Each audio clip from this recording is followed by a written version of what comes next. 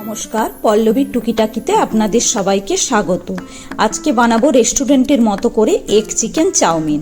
এর জন্য লম্বা চাউমিনগুলোকে আমি হালকা করে সেদ্ধ করে রেখেছি।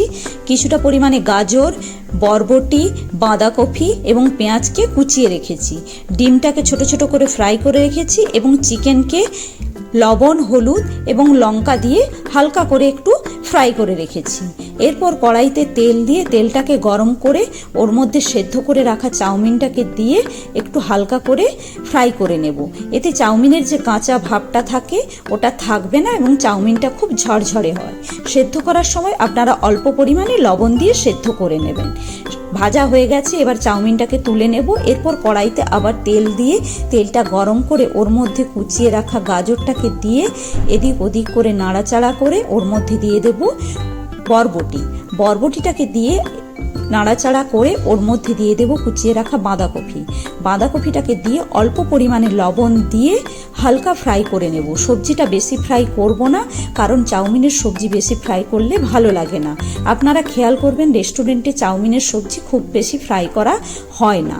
এরপর এর মধ্যে দিয়ে দেব আগে থেকে ভেজে রাখা চাউমিনটা। সবজির সঙ্গে চাউমিনটাকে ভালো করে মিশিয়ে নিতে হবে। এরপর এর মধ্যে কুচিয়ে রাখা পেঁয়াজটা দিয়ে দিলাম।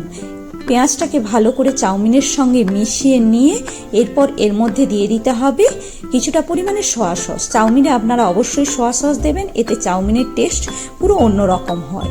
সয়া সসটাকে ভালো করে চাউমিনের সঙ্গে মিশিয়ে নিয়ে এর মধ্যে আগে থেকে ভেজে রাখা ডিম এবং চিকেনটাকে দিয়ে কিছুটা পরিমাণে গোলমরিচের গুঁড়ো ছড়িয়ে ভালো করে সমস্ত উপকরণগুলোকে চাউমিনের সঙ্গে মিশিয়ে নিতে হবে এবং কিছুটা সময় ধরে হালকা করে একটু এপিট ওপিট করে নাড়িয়ে ফ্রাই করে নিতে হবে। দিলেই আমাদের রেস্টুরেন্টের মতো করে যে চাউমিন সেটা একদম রেডি হয়ে যাবে। এই দেখুন, আমার চাউমিনটা প্রায় রেডি হয়ে গিয়েছে। আপনাদের যদি এই রেসিপিটি ভালো লেগে থাকে তাহলে পল্লবীর টুকিটাকি চ্যানেলটিকে অবশ্যই লাইক, শেয়ার এবং সাবস্ক্রাইব করুন।